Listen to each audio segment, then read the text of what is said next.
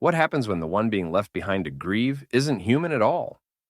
Today we're exploring a film that turns the typical story of loss completely sideways by focusing on a Great Dane who's lost his owner.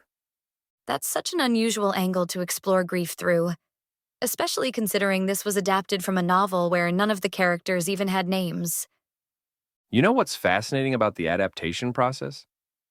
The screenwriters had to essentially build these characters from scratch, since the novel existed mostly in the narrator's imagination. They ended up creating this incredible dynamic between Naomi Watts as Iris and Bill Murray as Walter.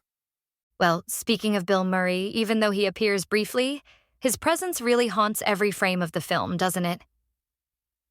That's exactly right. Murray brings this magnetic quality to Walter that makes his absence feel so much heavier throughout the story.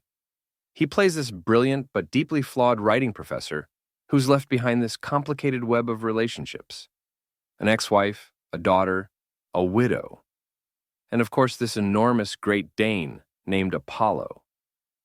And the way they handle that complexity is so interesting, especially how they show the ripple effects of suicide without making it the central focus of the story. You know what really strikes me about that? The way they use Apollo's physical presence as this perfect metaphor for grief itself. Like, you literally can't ignore or hide a Great Dane. It's right there, taking up space, demanding attention, just like the emotional weight of loss.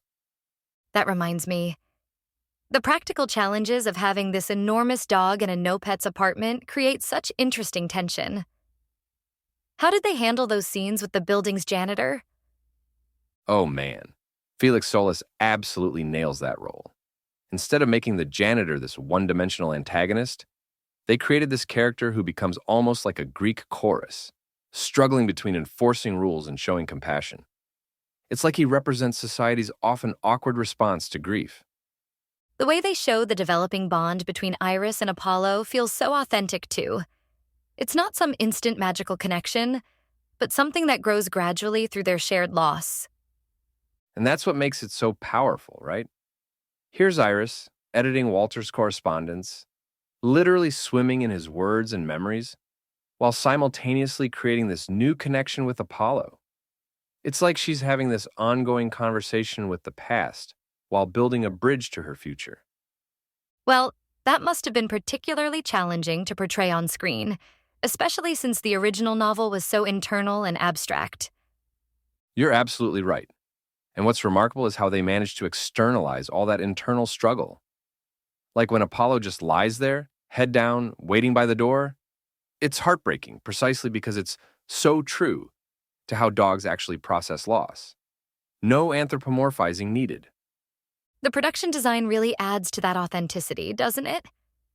The way Iris's apartment gradually transforms to accommodate Apollo speaks volumes about her own transformation. That's such a crucial detail. The space becomes this visual representation of how grief changes us. At first, it's this perfectly organized, cat-friendly space. But as Apollo becomes part of her life, it evolves into something different. Not better or worse, just fundamentally changed, just like Iris herself. So, what do you think makes this story resonate so deeply with audiences? I think it's because it captures something universal about how healing rarely follows the path we expect. Here's this woman who's not even a dog person, breaking the rules of her building to care for this enormous dog she never wanted. And through that unexpected connection, both she and Apollo find a way forward. It's like the universe has this strange sense of humor, giving us exactly what we need in the form of what we think we don't want. That's beautifully put. It's really about how loss can transform into something new, isn't it? Exactly. And maybe that's the most profound thing about this film. It shows us how grief can lead us to places we never expected to go, and how sometimes the most meaningful connections in our lives come disguised as inconveniences or obligations. Through Iris and Apollo's story, we see how loss doesn't just end things. It can also be the beginning of something we never could have imagined. We're giving the friend a score of 7 out of 10, You've been listening to Movies First. Available at Apple Podcasts, Spotify, iHeartRadio, or your favourite podcast player. You can also stream on demand at Bytes.com. This has been another quality podcast production from Bytes.com.